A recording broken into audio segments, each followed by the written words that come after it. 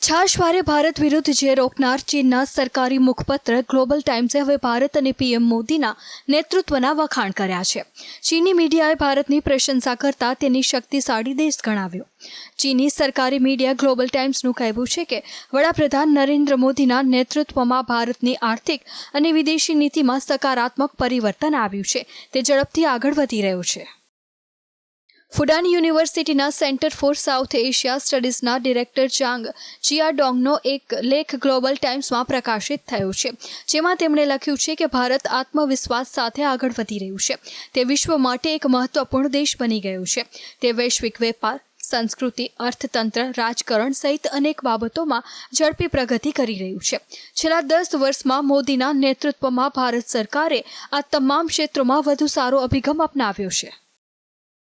ચાંગ ચિયાડોંગે પોતાના ભારત મુલાકાતને ટાંકીને આ લેખમાં વર્ણન કર્યું છે. તેમણે લખ્યું છે કે તાજેતરમાં હું મારી બીજી મુલાકાતે ભારત પહોંચ્યો હતો. 4 વર્ષ પહેલાં મારી પ્રથમ ભારત મુલાકાત હતી. મેં જોયું છે કે ભારતની સ્થાનિક અને વિદેશ નીતિ 4 વર્ષમાં સંપૂર્ણપણે બદલાઈ ગઈ છે. ભારતે આર્થિક વિકાસ અને સામાજિક શાસનમાં ખૂબ જ સારા પરિણામો પ્રાપ્ત કર્યા છે. ભારતની વ્યૂહરચના સપનાથી આગળ વધીને વાસ્તવિકતા તરફ આગળ વધી રહી છે. આ પહેલા પાકિસ્તાનની મીડિયાએ પણ ભારતને શક્તિશાળી દેશ ગણાવ્યું છે. ત્યાંના મીડિયાએ કહ્યું હતું કે ભારત વૈશ્વિક શક્તિ બની ગયું છે. Bureau report GSTV.